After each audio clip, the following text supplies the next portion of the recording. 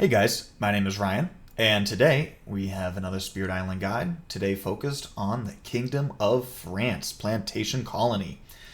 So I was taking a look through all the videos that I've been doing, and I realized that I've only got one guide where I play against France. And in that one, it was a France 3 game where I was playing as River, and I think it was the second video I ever uploaded on this channel. And I think the reason why I don't ever play against France is because it's got so many rules going on that change the way that you play that it's hard to make a guide focused on a spirit when you do have to spend so much time focusing on the little tweaks that the adversary does itself. So taking a look at all the adversaries in the game, France has the most amount of rules that actually impact the way that you play the game. On one end, you have Prussia, where they don't have a loss condition, and then everything from 1 through 6, after you start the game, has no impact on the way that you play the game. All that it does, they add buildings to the board for the start, and then they change the invader deck. That's it, right? The only thing that Prussia has for a rule that you'd ever have to think about would be their escalation. Otherwise, you can completely forget that this adversary even exists. You can take a look at most of the other invaders in the game, and they have one rule that will change the invader deck, and one rule that'll have a couple extra buildings starting on the island. And then otherwise, then everything else will actually affect the way that you play. So the majority of the adversaries have 6 rules that you have to consider over the course of a game. France doesn't have any changes to the invader deck, so it has a 7th rule that changes the way that you play the game. And France too actually does 2 things. So there's actually 8 different things you have to keep track of with France, which is much higher than any other adversary. I think the numbers may be a little bit misleading though, because even though France has 1 or 2 more rules than the other guys do that affect the game, all the other adversaries, you can boil down their rules to the most simple, essential elements. So in the previous video, I was talking about how Scotland is actually a very simple adversary.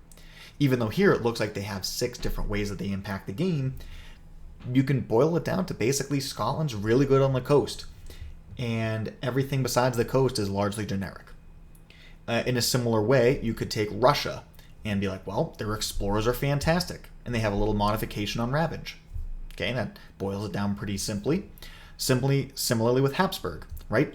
They care a lot about their towns, and then they care about Blight as well. England, they build lots of buildings, just more buildings. Okay, that's it. Sweden, their ravages are insane. And then Prussia is largely generic, right? So all these guys can be boiled down to a very simple, essential element. And France, right, we can take a look and say that, oh, well, it's the 7 towns loss condition. But the way that actually happens, the way that 7 town loss condition is experienced, it comes in a lot of different ways. And so trying to play around it means considering a wide variety of different threats and conditions and so on and so forth. So as we try to play around all the different ways that we could lose, it does create quite a bit more complexity. So let's take a look at them. So the first thing you have to be paying attention to with France is its additional loss condition. This is the most common way that France wins the game. That says before setup, return all but 7 towns per player to the box, and invaders win if you ever cannot place a town. Okay, so you can have 7 towns on the island, but if you ever try to add that 8th town to the island, you will automatically lose.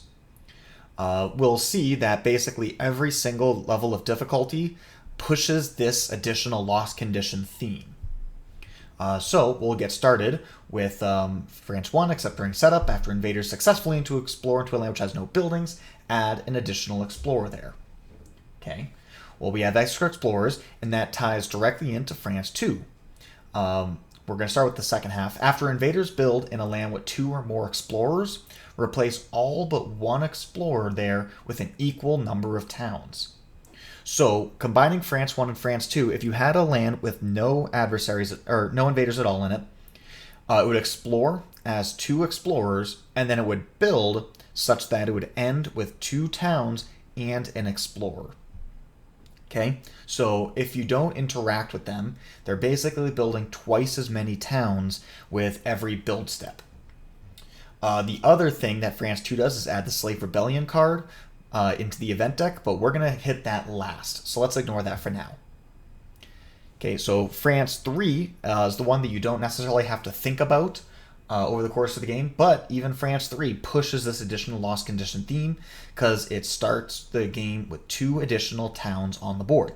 So normally you just start with 1 town, and so therefore you'd be able to make 6 more before you would then threaten to lose.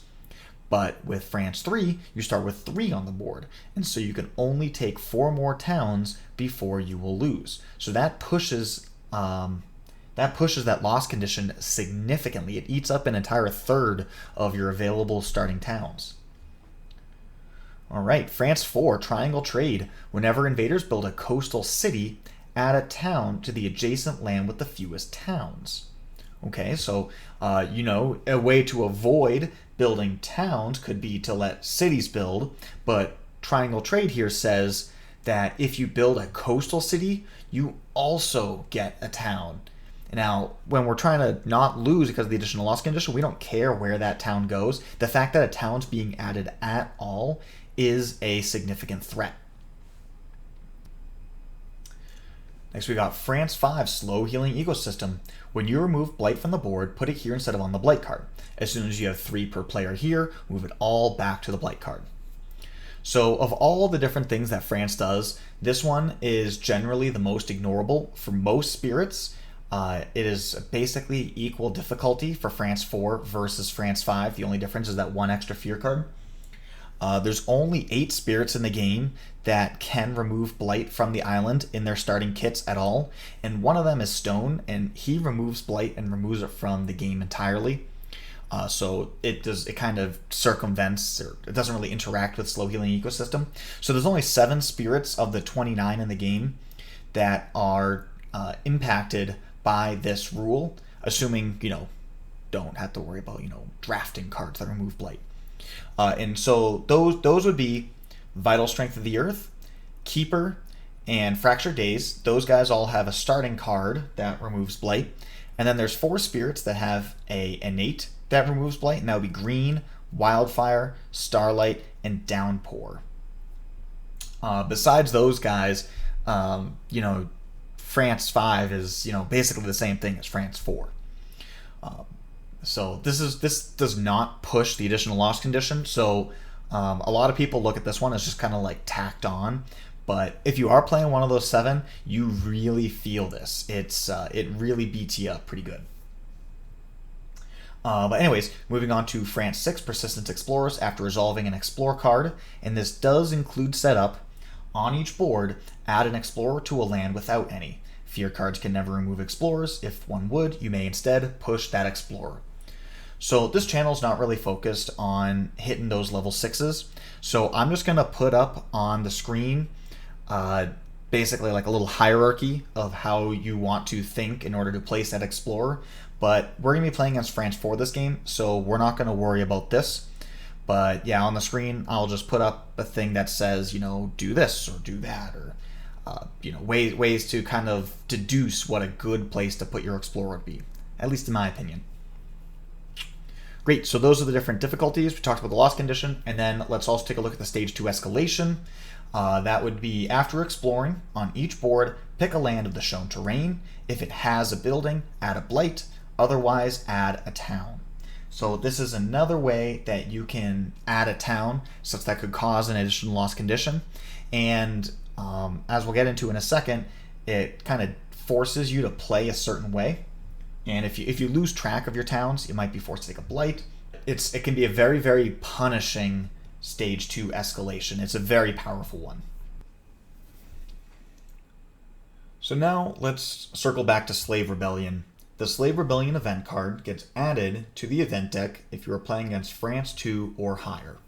And during setup, you'll put 3 event cards on top of Slave's Rebellion, such that Slave's Rebellion is the 4th event card that you'll run into. And this is really interesting. We were talking about this with Scotland in the last video, but knowing exactly a card that's going to be coming up in a deck that is otherwise largely random is an incredibly powerful effect. And we can design our strategy a little bit around having this Slave Rebellion card come up. So let's take a look at it. So stage 1 and 2, on each board, add a strife to a town. After finishing the event card, draw another one and return it. Okay, so you add a strife to a town. Doesn't sound very interesting. But if we take a look at the Dahan part at the bottom, it says invaders with strife take 1 damage per Dahan present. Add a Dahan per building this destroys. So the combination of adding a strife to a town and then having strife things take damage means that basically with a little bit of setup, at worst, this just kills a town. Okay, sweet. We can plan around a free town kill. That's nice. But we could also maybe add some strife ourselves and really maximize the value of this Slaves Rebellion. There's only 2 spirits in the game that inherently add strife. That would be Trickster and Pandemonium Lightning, who we're going to be playing this game. So when you're playing one of those spirits, they have a great advantage against France as long as they can set up this Slaves Rebellion. Now, let's take a look here for a second. Let's just say on the board we have, maybe like 3 towns and 2 Dahan. You would think that, if you have multiple strifed buildings that, you could only kill one of them. But the way that this reads, it's not that the Dahan deal damage to the strifed lands, like in each land with strife, deal 1 damage per Dahan. No, it says that invaders with strife take damage for each Dahan present. So you could have 6 or way more towns, all with strife, and if there's only 2 Dahan, it'll kill all of them. So you'll get to kill all this stuff, and then that would produce 3 more Dahan because 3 towns just died. Incredibly powerful. Take note, this does also work for cities. So if you had 3 Dahan and a strife city, that will kill it, and that will produce another Dahan. Of course, Slaves Rebellion cannot add a strife to a city by itself, at least in the first stage. So you'd have to add that yourself. Now, stage 3 is a little bit better. Okay, this will be the second time that the card comes around. And that says straight up destroy a town. Okay, then add a strife to 2 buildings. Great. So this gives us 2 targets to use this Dahan kill effect with. And then, the invaders take damage per strife that it has. That little part is significant as well. So because you could have, your 3 towns, they could all be strifed. But this time, because they would all take 1 damage, you could kill all of them with 1 single Dahan. And that would kill them all and produce 3 more, which is super powerful. This stage 3 effect, especially in solo games, very often just wins the game on the spot. Usually by the time you're at stage 3, you just need to kill a couple cities and you win. So the fact that everything takes a damage is really nice, because now it only takes 2 Dahan with a strifed city in order to kill it. That's a significant breakpoint. Sometimes getting that 3rd Dahan can be really troublesome. So this Slaves Rebellion card, assuming that nothing else, no other manipulations to the event deck happen, you will draw this Slaves Rebellion card when the very first stage 2 card is in the build slot, and then again when the very first stage 3 card is in the build slot. Okay, so because it times out with those breakpoints in the invader deck, I find that works as a pretty good reminder, so I can always know when this Slaves Rebellion card is coming up. So we're going to put this back in. It goes on top of the invader deck. There's 3 cards here, and those will all go on top. Okay. So as we get into the game, I'm going to be talking a lot about the different nuances and mental shortcuts that I take in order to keep track of the number of towns. if you take a look on the right side of the screen here, there is a little town counter going. So you don't need to be perpetually counting how many towns are on the screen and doing some math. If you don't use this little pop-up here, which you can access by clicking on Adversary, this little button up here, okay, Adversary. If you take a look here on the town, it has the number 4 on it, signifying there's only 4 towns left. If you do pull out, those are blights. That's not what I wanted. If you towns, there's a little pop-up that says the town bag is now empty. So it gives you a little bit of warning as well on TTS that you're about to run out. But without further ado, we're going to be playing Pandemonium Lightning into France 4. So Pandemonium Lightning, it's regular lightning, except instead of your normal innate, you get some fear and some strife. So very fun spirit, very powerful in solo. You can crush any solo adversary by just rushing the fear deck. And I specifically chose this one because it adds the strife, and we can put a real conscious effort into maximizing our Slaves Rebellion turn. So that way that can be kind of like an educational point, trying to do every little thing in order to maximize our advantage against France. While editing this video, I realized I never talked about different spirits matchups. So I'm just going to cut in now and just quickly talk about those. Basically, I'm taking the spirits and breaking them up into 3 general categories of those that are broadly good against France, those that are medium against France, and those that are generally bad against France. And basically, the good spirits should have an insanely high win rate, and even the bad spirits can have a good win rate, but it's just going to be a lot more work. It's going to be a lot less easy to win. So for the spirits that I believe have a great win rate against France, would be River, Pandemonium Lightning that we're playing this game, Thunder Speaker, Sharp Fangs, Wildfire when you're playing against France 1 through 4, Volcano, Stone, Trickster, Rising Heat, Eyes Watch, and then Devouring Teeth. For the medium spirits, it's a little bit more of a skill matchup. That would be Ocean, Wildfire when against France 5 or 6, Lore, Serpent, Many Minds, Vengeance, Downpour, Starlight, Keeper, and anything besides Pandemonium Lightning. And then the spirits that have less good matchups, or generally bad matchup, would be Green, Shadows, Vital Strength, Bringer Dreams and Nightmares, Finder, Shroud, Memory, Sunbright Whirlwind, Fathomless Mud, and Fractured Days. So in my experience, the big thing when you're playing against France is you need to be quickly, aggressively attacking France back, because it hits that 7-town loss condition incredibly quickly. And so if you don't open up with a little bit of forwards aggression, then you're just going to lose to that additional loss condition. So all the spirits that I put in that good category are very effective at destroying towns, or like preventing builds. In the case of River, you just push around all the explorers, and then you prevent towns from existing in the first place, and then you can quickly and efficiently clean it all up. And then on contrast, on the bad side, it's all spirits that want to have a nice, slow, controlled game. And they might not take Blight, but they're probably not going to be preventing builds from happening. Also worth noting with someone like Shifting Memory of Ages, France tends to ravage for 5, 6, or 8 damage. 5 damage, you have 2 explorers come in, then they basically build as 2 towns, so it'll ravage as an explorer town, hitting for 5. Or maybe there's already a town there, so 1 explorer comes in, and then a city gets built, so it'll ravage for 6. Or, let's say you have a blank land, and it goes to a stage 2 escalation, so you'll get 2 explorers and a town. After that builds, it'll be an explorer, town, city, which hits for 8.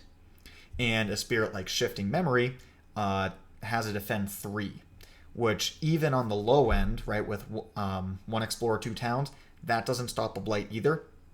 So Shifting Memory really struggles to use their innates to slow the game down, like you can against most other adversaries. The spirits that are at that medium level, they are very good and powerful, and they can be destructive, but it's definitely much more of a skill matchup.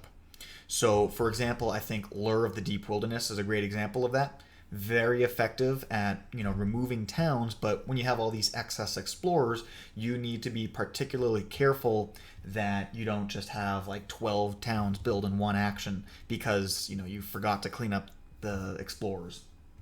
So as long as you can do that little extra, then those medium matchups aren't bad either.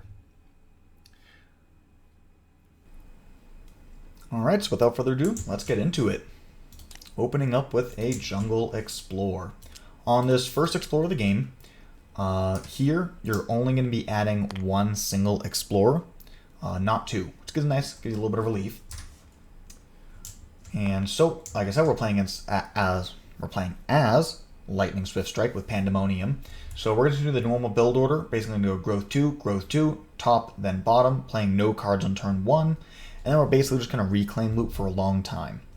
Setting up our initial presence, we want to put our sacred sites such that everything on the island is within range 1, but also we want to make sure that we're on 3 different land types. If I put my next thing here and then we immediately went into the sands, if I didn't perfectly deal with everything, I would just get blown out. So by spreading out into different lands, we basically don't have to panic so much up with any particular explorer. Great, so we're going to gain, play nothing. Okay, we're going to build and explore the wetlands. Okay. Oh yeah, it actually really matters against France, but we did do that first event. Okay, so now we're going to do our next growth. We're going to go into this wetlands. So now we have good full coverage. And now we can start playing our cards. This is a matchup where Raging Storm is actually not completely useless because, it effectively prevents 2 towns from coming to existence. But even then, it's still a 3 cost that kills a bunch, that doesn't produce any fear, kills a bunch of explorers. So even here where it's probably my most value that I can get from the card, maybe Russia too, depending on how that plays out, I still don't use it. Okay, so we're gonna need to kill off this town. We could either do it by strifing it, or we could just kill it straight out. Either way will produce 2 fear. I do want to put a strife on this city since I can't kill it normally. So I'm just going to destroy this with Shatter Homesteads, and then I'll strife this off, and then after the Ravage, I'll push these 2 Dahan in order to get the extra fear.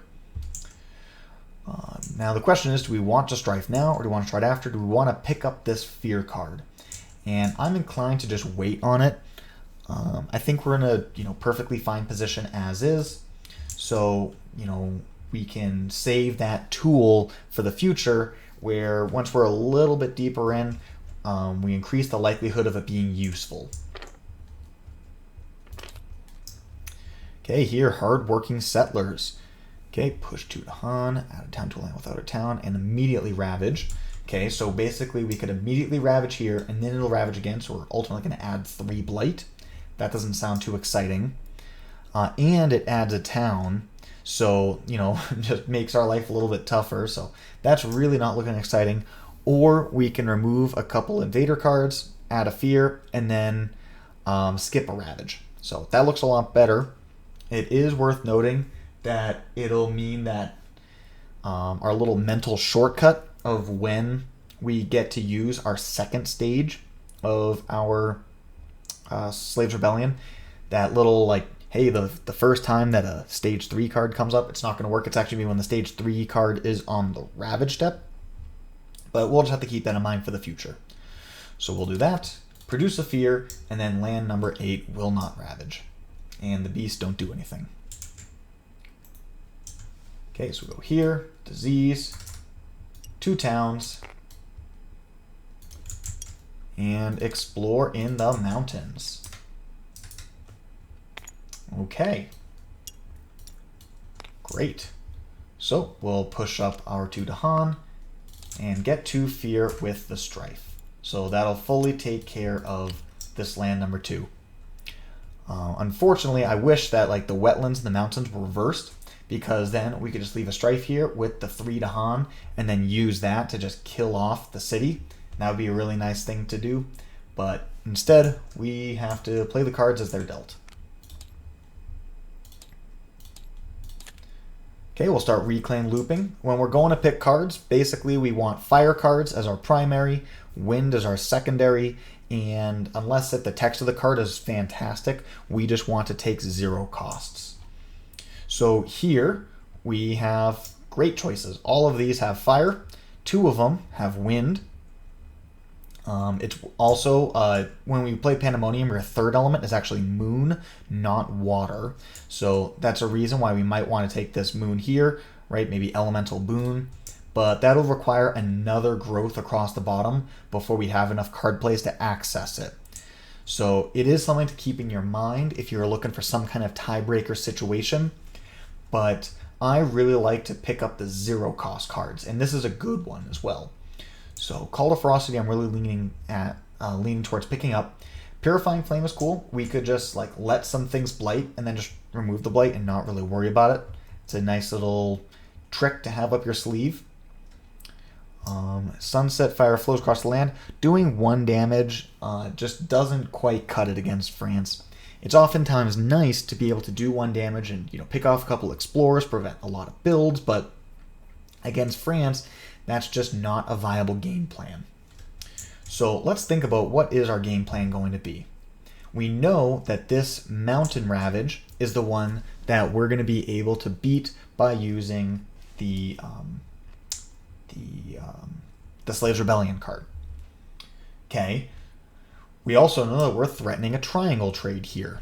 So the threatening of the triangle trade means that I probably want to just place Shatter Homesteads to destroy that town, so that way we don't need to worry about excess buildings, which means that we've got these guys here. It's going to take 2 Dahan movements. We can go like Dahan here, here, Dahan here, here to get these guys covered. But if I can get these guys, 1 or 2 of them strifed, and let that be taken care of by the Slaves Rebellion, that would be sweet. And in fact, here's what I'm thinking.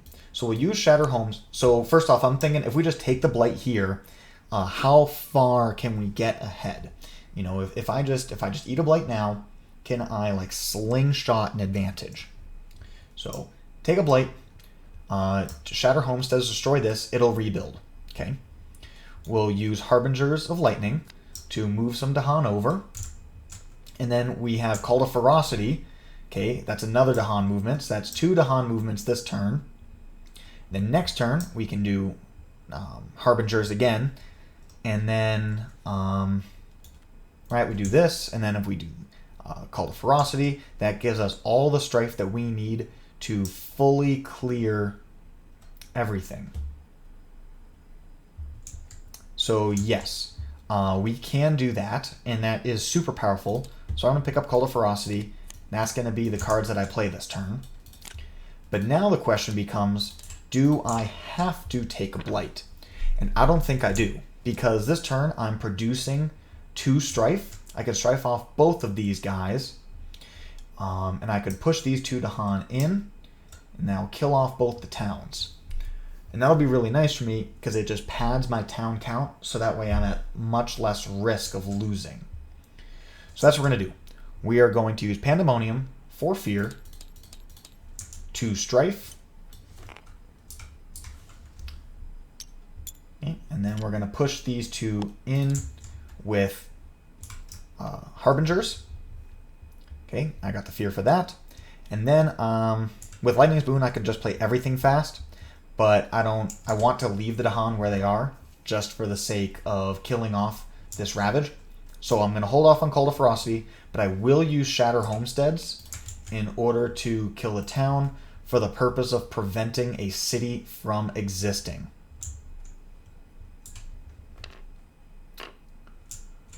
Okay, going into the invader phase. Oh, sorry, I should have mentioned, talking about the different ways that we can take up a lot of towns and threaten the additional loss condition. The basic shortcut that I like to use is every explorer produces one town. Okay, so here, one explorer obviously produces one town, but even if it was this situation, because it's coastal, adding a city also adds a town. So once again, each explorer adds one town. Okay, here with these two explorers, that'll become 2 towns. Okay, even if there was, and if there was 2 explorers and a town in a coastal land, that would still all be the same. The only time where that each explorer becomes 1 town breaks is anything inland. So if we get too close to our additional loss condition, we can do some quick math, especially when you get into stage 3 and you really have to toe the line to make sure that you don't lose. That is a nice little mental shortcut I like to use. But anyways, the event. Stage 2. They don't ravage unless there's more invaders at the current terror level, so everything is fine. Beast deal a damage. That's a lifesaver. And in each land, push a Dahan per Badlands disease. Okay, no effect. 3 fear cards, terror level 1. Each Dahan deals 1 damage. Okay, we'll just kill off that city. Coastal land. Scapegoat, each town destroys an explorer. A couple free kills. Add a strife to a land with at least 2 invaders. Okay, we'll just we will add this strife because this no longer exists. I'm trying to think, is there a way that we can pick off some of these guys? In order to do that, see, this has to target a land with invaders. So we couldn't just use it to pull the Dahan into this land. We could like pull 3 in over here. Then maybe we would do, push 2, and then with that producing no fear, and then gathering 2 more in with Call to Ferocity. That could be a way to do it. So yes, we could do that. And we could get a kill off of this city, which would be nice. Because we're killing 2 towns and then building 2 towns, we're still going to have a town count of 3. That escalation could only add up to 1. So I know that we're safe for a little bit from that additional loss condition. So getting greedy and picking up the city is nice because it's just a little bit harder to pick off cities. I have some built-in town destruction, but I have no built-in city destruction. With Pandemonium Lightning, you can't just kill a city whenever you want. With base lightning, right, with this element setup, we could kill a city, right, and that'd be nice. So we have to take in when we can. Anyways, go to Ravage. These guys will all die. Okay, and we'll get our 2 towns. And we'll go to Explore. And we get the Sands. So this is actually isolated. That wasn't even part of my game plan, but yeah, no, this is isolated. There's no adjacent buildings, so this does not explore. So we'll add a town here, and we can either add a town in this land, or we can add a blight here. Obviously, I'm going to choose to go for the town. As much as it was nice to isolate it, it's not worth losing a sacred site and then losing access to this land just to do that. Anyways, Call to Ferocity. Now this could change things, right? I could Call to Ferocity, push these Dahan into here, and then add a strife into this land with the Slaves Rebellion. That would just completely solve the land. And I could kill these guys over here with those 2 Dahan, and then life goes on from there. I feel like that's a good plan. The other option would be maybe I could hit this town with the Shatter Homesteads to solve it. Then we'd be hitting for 6 here. Yeah, let's stick with the simple option. Let's just keep it real simple. Let's just Call to Ferocity, bring 3 into here, and then we'll do our whole 2 towns over this way.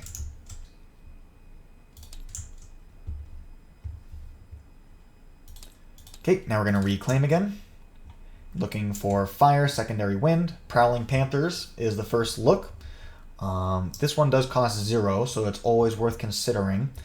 But I just want to get a high enough density of cards such that I could push towards going for more card plays. Even if I just do like a grow 3 or to pick up the 5th card play, that would give me access to that next level. And the fact that this has a moon is pretty nice. So that could lead to good results in the future, picking up that extra strife. But now I can play all the same cards, and this time I get to produce the 4 fear. Not cheating. Again, strife. 2 Dahan. That's another fear. So I'm gonna mark it so I don't screw up. And that was this.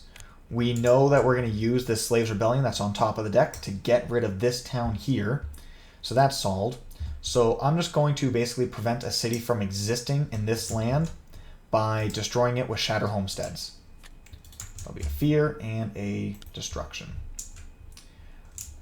So no clue where this Call to Ferocity is going to go. But it's nice once you get to a point where you've solved everything and you really start to get ahead of the invaders with all these excess actions. That's how you slingshot yourself ahead. Okay, and here we go. Slaves Rebellion. We knew it was coming. So we get to add a strife to a town. And then each strifed invader takes damage equal to the number of Dahan in that land. So we'll kill off 3 towns, producing 2 Dahan there and 1 Dahan there. Then you draw a new card, return it to the deck. And we're at Terror level 2, so every 2 fear cards currently in the deck, invaders do +1 damage. So +1 damage will be dealt, which will cause a blight to happen here, so we have to hope for a fear card that will save us. Add a beast to a land adjacent to a beast, and then destroy a Dahan in a land with a beast. We're going to add it here to this land, because, well, we're kind of at a point where it's largely insignificant. We obviously just don't want to put it in a land that has Dahan. No reason to kill off a Dahan for free. And hey, alright, does extra damage, but we also get a free defend 5. So that took care of itself. 2 or more explorers, destroy. There's no applicable land. We're due to a town for land with those. Okay, only qualifying one with that explorer, so that's irrelevant. And then skip the next normal explorer. All right, this is my favorite fear card. This just allows us to slingshot ahead. In fact, because of this, we're probably just going to growth 2 straight across the bottom and just push 2 6-card plays. Sweet, love this one. All right, Ravage the Mountain. There's nothing there. Okay, Build in the Sands. Cool. And then we don't explore. Great. So Call to Ferocity. We can just gather these guys in over here, and we'll use them for something cool later in the future. So, I'm perfectly happy to take a Blight here. I mean, we have plenty left on the card, and because I'm adding more presence, I don't need to be concerned about, losing access to anything because of Sacred Sites. So I'm just going to go growth 2 right across the bottom here. Gain, and might as well play a Prowling Panthers. Why not? But Raging Storm's too expensive. Even if we had the energy to afford it, it's not like it does anything, so it just doesn't make sense to play.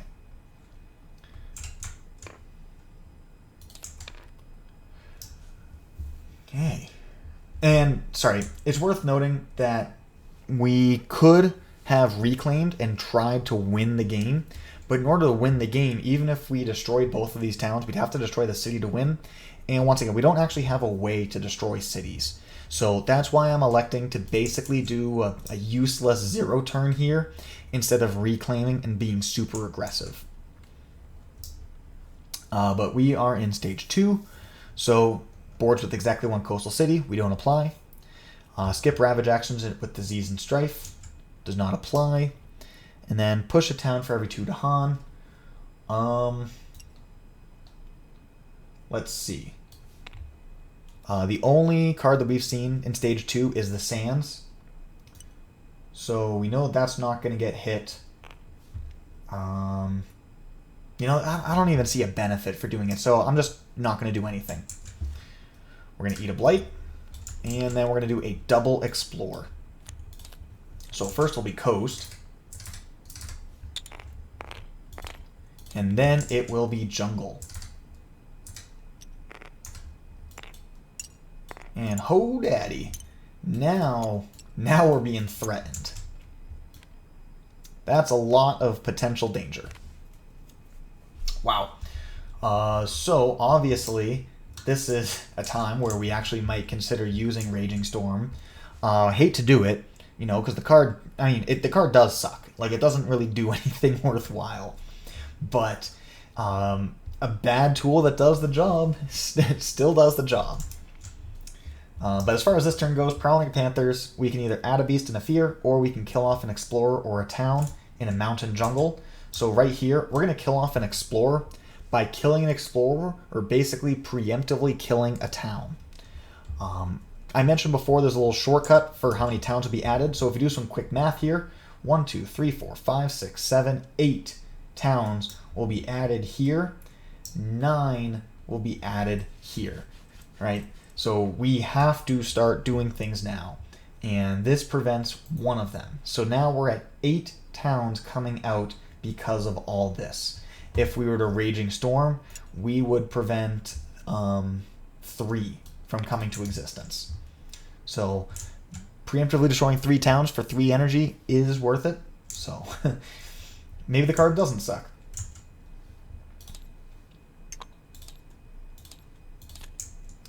But now, because we're looking at playing Raging Storm, we really want to lean into these 0 costs, of which we were offered none. So now, Call to Bloodshed is the only one that gives us elements. What else could we consider? Dahan Movement. We already have 2 Dahan Movement cards. Defense. We already have Strife. Blight Removal. You know, there is Sands. That is something. But I think we're just going to stick with our plan A. Call to Bloodshed. And now we're just going to see how many cards can we play. I guess we're going to stick this Raging Storm in there. And unfortunately, let's see. We don't have the means to get to these upper levels because we don't have the right elements on our cards. We need more wind. So do we want to do Prowling Panthers? Right, we could use that to kill off this and prevent another town from existing. Or, well, we'll play Call to Ferocity no matter what. So the choice is really between Prowling Panthers versus Call to Bloodshed. That is the decision point. Or I guess it would be Prowling Panthers plus Lightning's Boon versus Shatter Homesteads. So with these guys, I'm hitting my tier 2 and 8. Okay, Shatter Homesteads. I'm still hitting my tier 2 and 8. Extra town destruction. Right, I could use that to maybe destroy this town here.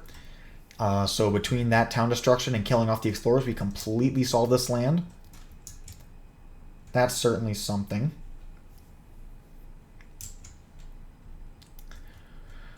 Versus adding a beast. Yeah. All right, so yeah, we're going to do this. Okay, and we're going to Raging Storm, killing off all these guys. Shatter Homesteads, destroying this town, completely solving that land.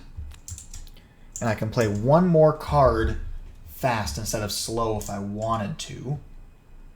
But I'm actually inclined to wait. I could just do a double Strife here in this land and let these Dahan do a lot of work.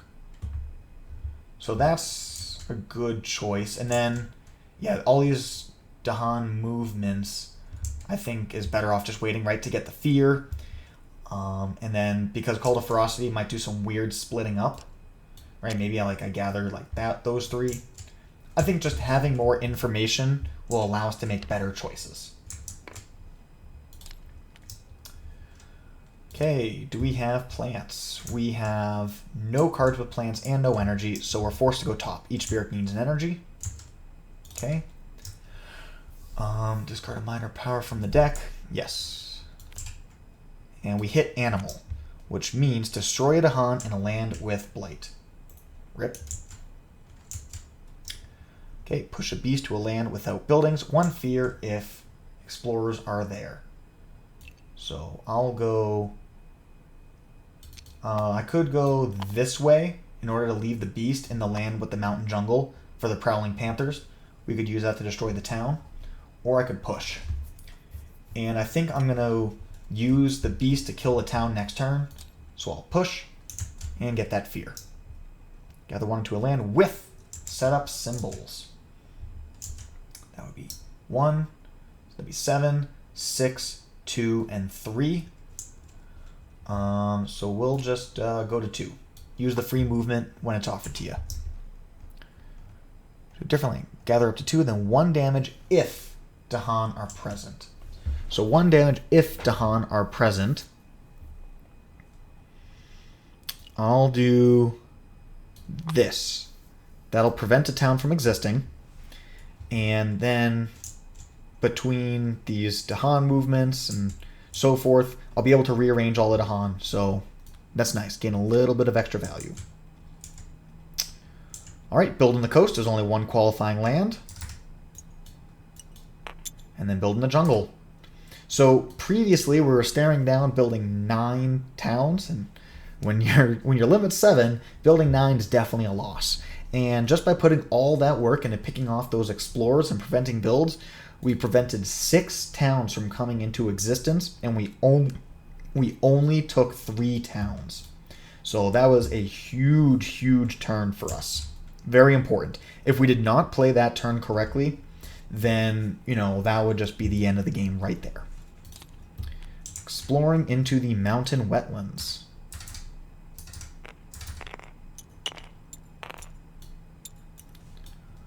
Okay.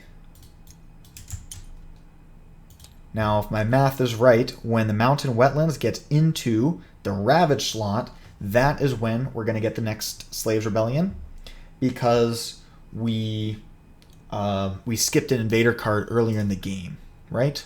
Was that this game? Yes. Hardworking Settlers. Yep.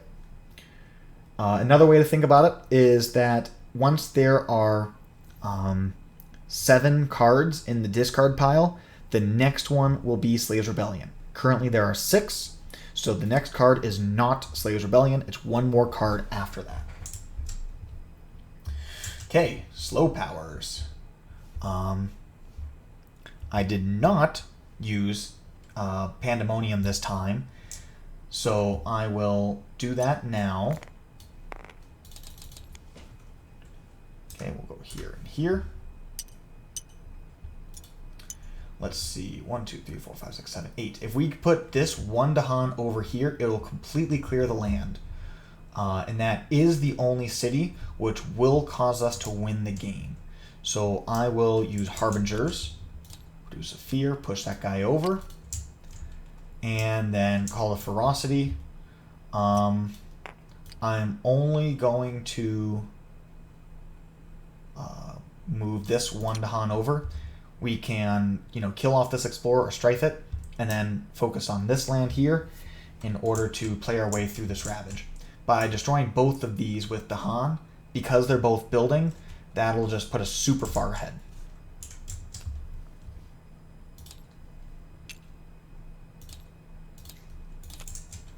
Okay, once again looking for zeros. Well, there's not even any fires, but at least there's zeros. So Rain of Blood is a good way to just produce some fear. It's also nice that it has wind, because now that we're at 6 card plays, we can kind of get an ugly pile of cards in play in order to hit our 3rd level of Pandemonium. So let's see if we could do that. This and this, that's all the cheap ones. Where does that put us? With 2 card plays, we need 2 more fire, 2 more wind, and we have 3 energy to do it. So we could do something like this to hit our 3rd level of Pandemonium. Certainly our strongest play. Okay, we might just produce enough fast fear to win the game right now. Let's see, we've got 7, 8, 9, 10. We need 14 fear to win. 7, 8, 9, 10, 11, 12, 13, 14. Yeah, I think we just have enough fear to win right now. So we'll do 7 fear. 1, 2, 3, 4, 5, 6, 7. Mark that. And 3 strife.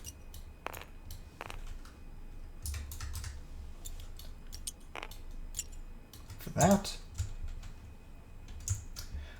This just gives us 3 fear. Okay, targeting a land with 2 buildings. And then we just have to produce, what, 4 more fear? So, shatter homesteads, fear, and destroy a town. Let's see.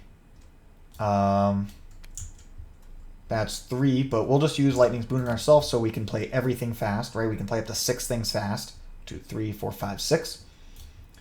And we need to produce just 2 more fear for a fear victory. So Harbingers of Lightning, we'll just kind of push this guy in, not the Explorer.